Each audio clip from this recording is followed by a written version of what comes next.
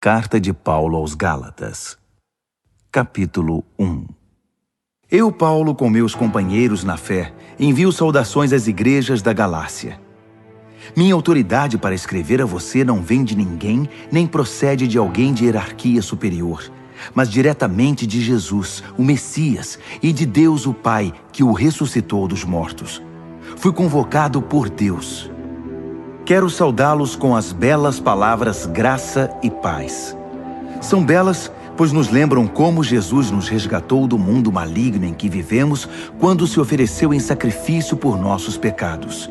A vontade de Deus é que experimentemos esse resgate. Glória a Deus para sempre. Amém. Não posso acreditar no que ouvi. Como podem ser tão inconstantes?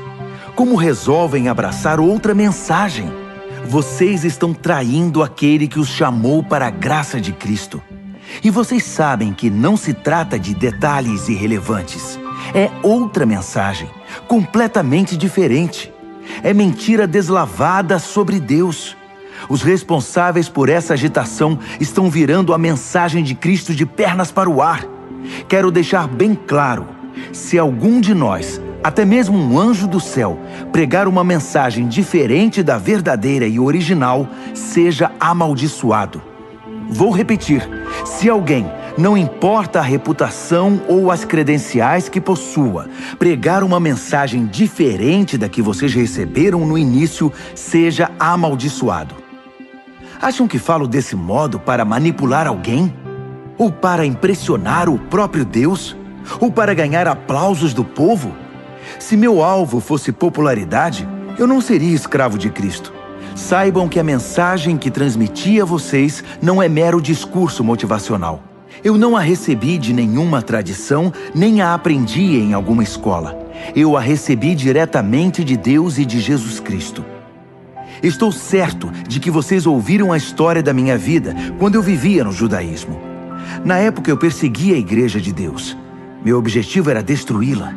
Ninguém me superava no apego às tradições dos nossos antepassados. Mas Deus tinha planos para a minha vida. Quando eu ainda estava no ventre da minha mãe, Ele me escolheu e me chamou por sua graça, cheia de generosidade. Por sua intervenção, revelou seu Filho a mim para que eu o anunciasse aos outros povos, os que não são judeus. Logo depois desse meu chamado, fui para a Arábia.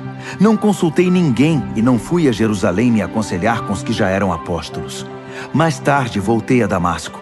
3 anos depois, fui a Jerusalém para conhecer Pedro e saber mais sobre a fé. Foram apenas 15 dias, mas que dias aqueles! Com exceção de Tiago, irmão do Senhor, não vi nenhum outro apóstolo. Diante de Deus, estou falando a pura verdade. Então comecei meu ministério nas regiões da Síria e da Cilícia. Mesmo depois de todo aquele tempo, eu ainda não era conhecido nas igrejas cristãs da Judéia. O que sabiam de mim era apenas isto: aquele homem que antes nos perseguia, agora está pregando a mesma mensagem que tentou destruir. E como eles agradeceram a Deus e o adoraram por minha causa.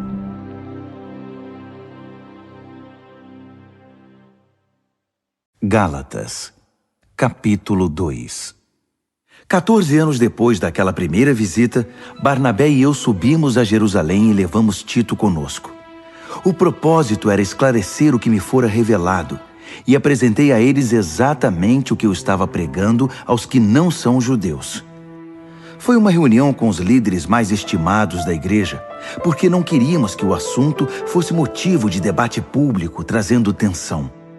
Isso poderia prejudicar anos de trabalho e também meu ministério. É bom dizer que Tito, que não é judeu, não teve de se circuncidar.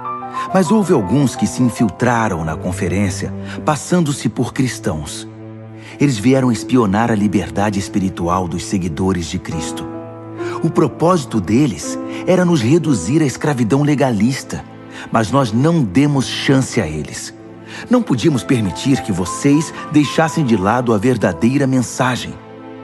Quanto aos que eram considerados importantes na igreja, a reputação deles não me incomodou. Eu não me impressiono com aparências. Quanto mais Deus. Nenhum deles acrescentou nada à mensagem que eu prego. Logo ficou evidente que Deus me havia confiado a tarefa de pregar aos não-judeus a mesma mensagem pregada por Pedro aos judeus. Reconhecendo que Deus tinha me chamado, Tiago, Pedro e João, colunas da igreja, receberam a mim e a Barnabé e nos designaram para o ministério aos demais povos. E eles continuavam alcançando os judeus. Apenas acrescentaram um pedido: que nos lembrássemos dos pobres, o que é meu desejo profundo. Depois disso, Pedro veio a Antioquia. Acabei tendo de confrontá-lo, pois ele errou feio. Vou contar como foi. Antes que algumas pessoas da parte de Tiago chegassem à cidade, Pedro comia normalmente com os que não eram judeus. Mas depois que o grupo de Jerusalém chegou, todos conservadores, ele começou a evitar todo contato com seus amigos não-judeus. Isso provou que ele tinha medo do grupo conservador judaico, que tentava fazer valer o velho sistema da circuncisão. Infelizmente, o restante dos judeus da igreja de Antioquia aderiu à hipocrisia, até mesmo Barnabé. Quando vi que eles não se comportavam de acordo com a mensagem, contestei Pedro na frente de todos. Se você, que é judeu, não segue as regras judaicas quando não está sendo observado pelos guardiões de Jerusalém, que direito tem de exigir que os não-judeus se adaptem aos costumes judaicos só para causar boa impressão aos seus velhos amigos de Jerusalém? A verdade é a seguinte: nós, judeus, não somos superiores aos demais pecadores. Sabemos muito bem que não somos justificados diante de Deus por guardar regras, mas apenas pela fé em Jesus Cristo. Como sabemos disso? Nós tentamos, e com o melhor sistema de regras do mundo. Sabendo que ninguém pode agradar a Deus por esforço próprio, cremos no Messias para sermos justificados por Deus. Isso nunca acontecerá por praticarmos o bem. Já perceberam que ainda não somos perfeitos? Grande novidade. Mas vendo que gente como eu, que creu em Cristo e foi justificado por Deus, não é perfeita, teriam vocês a ousadia de acusar Cristo de ser conivente com o pecado? Que acusação leviana! Se eu tentasse ser justo praticando o bem, estaria reconstruindo aquilo que destruí. Estaria agindo como um charlatão. Explico o que aconteceu comigo. Tentei guardar regras e me esforçar para agradar a Deus, mas isso não funcionou. Então desisti de ser um homem da lei para me tornar um homem de Deus. A vida de Cristo me mostrou como fazer isso e me deu capacidade de viver assim. Eu me identifico totalmente com Ele. De fato, fui crucificado com Cristo. Meu ego não ocupa mais o primeiro lugar. Pouco me importa parecer justo ou ter um bom conceito entre vocês. Não estou mais tentando impressionar Deus. Agora Cristo vive em mim. A vida que vivo não é minha, mas é vivida pela fé no Filho de Deus, que me amou e se entregou por mim. E eu não volto mais atrás. Não está claro que voltar para a velha religião de guardar regras e agradar os outros é abandonar a nova vida de relacionamento com Deus? Não posso desprezar a graça de Deus. Se é possível ter um relacionamento vivo com Deus, apenas guardando regras, Cristo morreu em vão.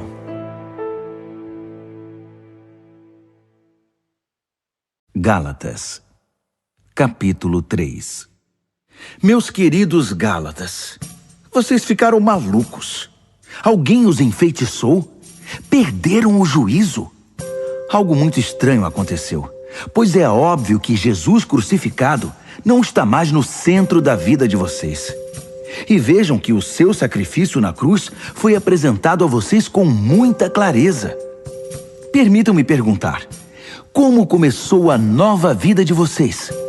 Foi resultado do esforço para agradar a Deus? Ou foi por terem aceitado a mensagem de Deus? Pretendem continuar com essa loucura? É preciso perder o juízo para pensar que é possível completar por esforço próprio aquilo que foi iniciado por Deus. Se vocês não foram capazes o bastante para começar a obra de Deus, acham que podem aperfeiçoá-la? Será que tudo o que sofreram foi inútil? Cuidado! vocês podem perder tudo o que alcançaram. Respondam-me, será que Deus, que os presenteia com sua presença, com seu Espírito Santo, que realizou em vocês o que jamais conseguiriam fazer por esforço próprio, fez tudo isso por causa do esforço de vocês ou porque vocês confiaram a Ele esse trabalho? O que acontece com vocês não é diferente do que ocorreu com Abraão. Ele creu em Deus e esse ato de fé transformou-se numa vida justificada por Deus. Não é óbvio que quem deposita confiança em Cristo, mas não na lei, é como Abraão, filho da fé? Está previsto nas Escrituras que Deus justificaria os não-judeus pela fé. As Escrituras deixam isso muito claro na promessa feita a Abraão. Por seu intermédio, todas as nações serão abençoadas. Portanto, quem agora vive pela fé tem a mesma bênção de Abraão, que viveu pela fé. Não se trata de uma doutrina nova. É antiga e mostra que todo o que tentar viver a justiça por esforço próprio, independentemente de Deus, está destinado ao fracasso. As Escrituras resumem isso assim: maldito aquele que não consegue cumprir tudo o que está escrito no livro da lei. A impossibilidade óbvia de se cumprir um código moral como esse deixa claro que ninguém pode ter um relacionamento com Deus nessa base. Só pode ter um relacionamento real com Deus quem aceita o caminho de Deus. Fazer alguma coisa por Deus é o oposto de deixá-lo fazer por nós. Abacuque disse tudo. Quem crê em Deus é justificado por Deus. E essa é a vida real.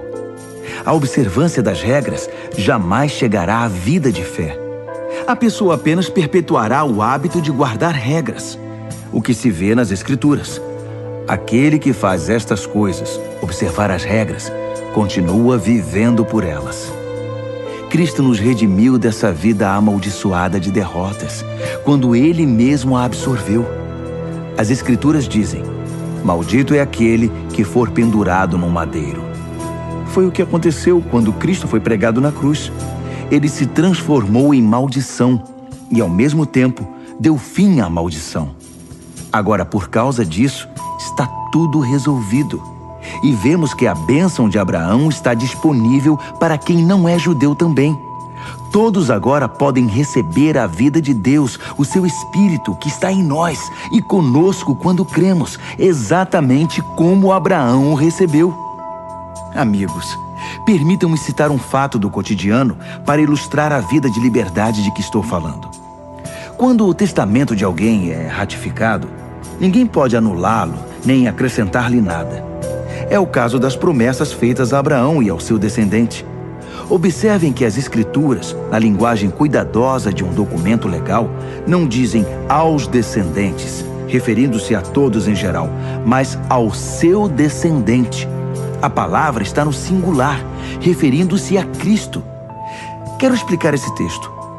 Um testamento, mais tarde ratificado por Deus, não é anulado por um acréscimo anexado 430 anos mais tarde. A promessa contida no testamento não foi negada. O adendo, com suas instruções e regras, não diz respeito à herança prometida no testamento. Então, qual o objetivo desse adendo que chamamos lei? Foi um acréscimo às promessas originais contidas na aliança feita com Abraão. O propósito da lei era preservar um povo pecador na história da salvação até que Cristo, o descendente, viesse, herdando as promessas e concedendo-as também para nós. Evidentemente, a lei não foi dada num encontro direto com Deus, mas foi dada por anjos e por um mediador, Moisés. Se há um mediador, como havia no Sinai, então o povo não se relaciona diretamente com Deus, não é mesmo? Mas a promessa original é a bênção direta de Deus, recebida pela fé. Estaria então a lei contra a promessa? Seria uma negação da vontade de Deus para nós? Nunca. Seu propósito foi mostrar que não tínhamos um relacionamento de verdade com Deus. Ou seja, mostrar como é absurdo esperar que um sistema religioso consiga sozinho o que só é possível com fé, pelo cumprimento da promessa de Deus. Pois se observar regras pudesse trazer vida para nós, nós já a teríamos obtido. A questão é que, enquanto ainda não havíamos chegado a ponto de responder com fé ao Deus vivo, fomos devidamente guardados e protegidos pela lei mosaica. A lei era como aqueles tutores gregos, bem conhecidos de vocês, que conduzem as crianças à escola e as protegem de perigos ou distrações, certificando-se de que chegarão aonde devem ir. Mas agora que chegaram ao destino, não precisam mais desse tutor. Pela fé em Cristo, vocês têm agora um relacionamento direto com Deus. O batismo que receberam em Cristo não foi um simples banho, mas um novo começo. Vocês também passaram a usar novas roupas, roupas de adulto na fé, a vida de Cristo, o cumprimento da promessa original de Deus. Na família de Cristo, não pode haver divisões entre judeus e não-judeus, escravos e livres, homens e mulheres.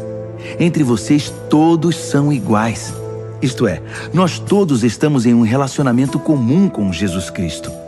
Agora que são a família de Cristo, vocês são também os famosos descendentes de Abraão, herdeiros de acordo com as promessas da aliança.